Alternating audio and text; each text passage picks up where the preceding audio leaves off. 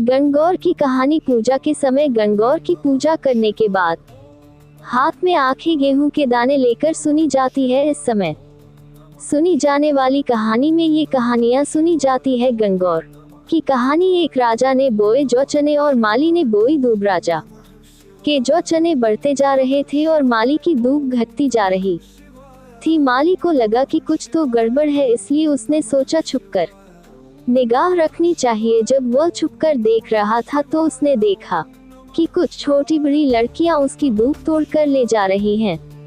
उसे बहुत गुस्सा आया। उसने लड़कियों को डांटा और उनकी चुन्नी छीन ली। लड़कियां माली से विनती करने लगी कि हमारी चुन्नी दे दो और हमें दूब ले लेने दो। हम ये दूब गणगौर की पूजा के लिए ले जा रहे हैं, इसके बदले गणगौर का पूजा पाटा हम तुम्हें दे देंगे। माली ने उन्हें दूब लेने दी। गणगौर की पूजा करने के बाद लड़कियों ने पूजा पाटा माली को दे दिया और माली ने अपनी मालन को दे दिया। मालन ने पाटा ओबरी में रख दिया। गणगौर की कहानी। शाम को माली का बेटा आया और बोला, माँ भूख लगी है। माँ ने कहा, बेटा ओबरी छोटा कमरा में लड़कियों का पूजा पाटा रखा है, उसमें से कुछ खा ले। माली के बेटे ने कमरा खोलना चाहा लेकिन उससे कमरा नहीं खुला।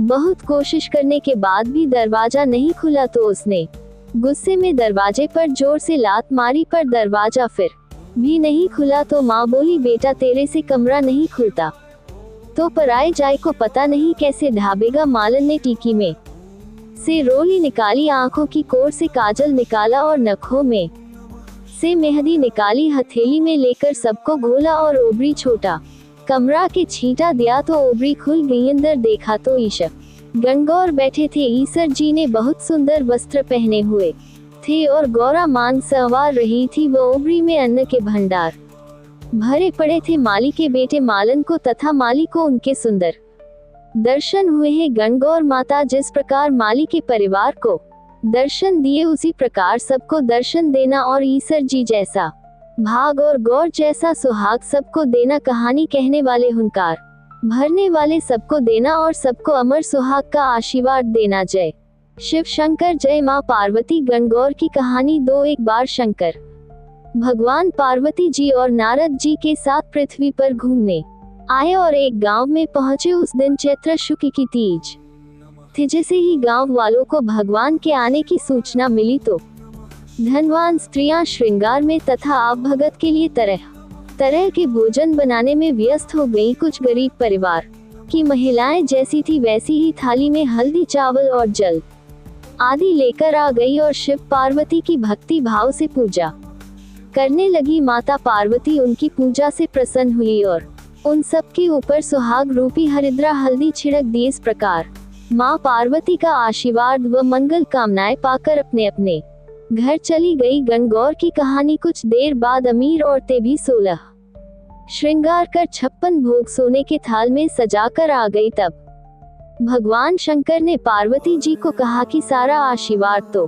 तुमने पहले ही उन स्त्रियों को दे दिया, अब इनको क्या दोगे? पार्वती जी ने कहा, आप उनकी बात छोड़ दे। उन्हें ऊपरी पदार्थों से निर्मित रस दिया है, इसलिए उनका सुहाग धोती से रहेगा, परंतु इन लोगों को मैं अपनी अंगुली चीर कर रक्त सुहाग रस दूंगी, जो मेरे समान ही सौभाग्यशाली बन जाएगी।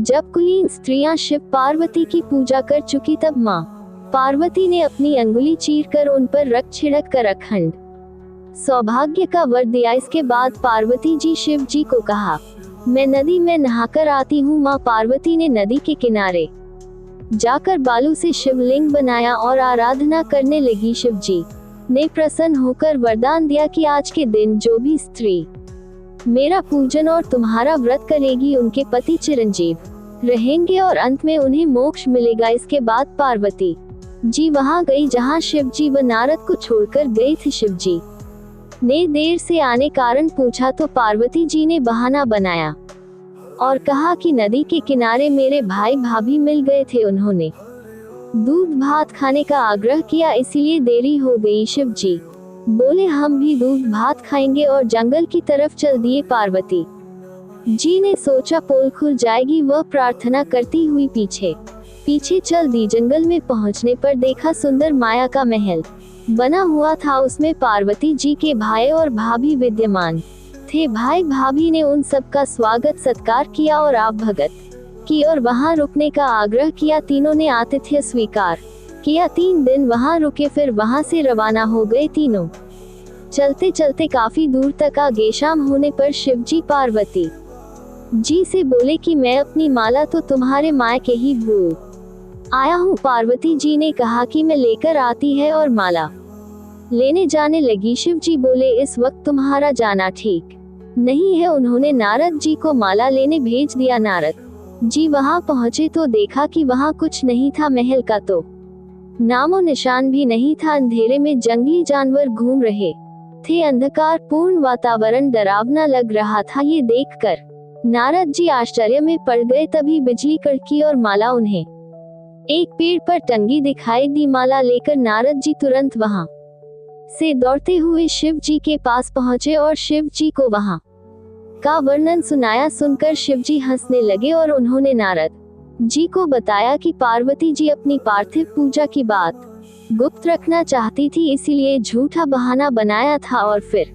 असत्य को सत्य करने के लिए उन्होंने अपनी पतिधर्म की शक्ति से माया महल रचा था। सच्चाई बताने के लिए ही मैंने तुम्हें वहां माला लेने भेजा था। यह जानकर नारद जी मां पार्वती की पतिव्रता शक्ति से बहुत प्रभावित हुए। उन्होंने मां पार्वती की बहुत प्रशंसा की और पूजा करने की बात छिपाने को भी सही ठहराया, क्योंकि पूजा पाठ गुप्त रूप से पर्दे में रहकर ही करने चाहिए। उन्होंने खुश होकर कहा कि जो स्त्रियां इस दिन गुप्त रूप से पूजन कार्य करेगी उनकी सब मनोकामना पूरी होगी और उनका सुहाग अमर रहेगा। चूंकि पार्वती जी ने व्रत छिपकर किया था, अतः उसी परंपरा के अनुसार आज भी इस दिन पूजा के अवसर पर पुरुष उपस्थित नहीं रहते हैं। खरी की खोटी अधूरी की पूरी। जय शिव शंकर, जय माँ पार्वती। हमारे चैनल को लाइक करें, सब्सक्राइब करें और कमेंट करना न भूलें। ओम दुर्गाय नमः।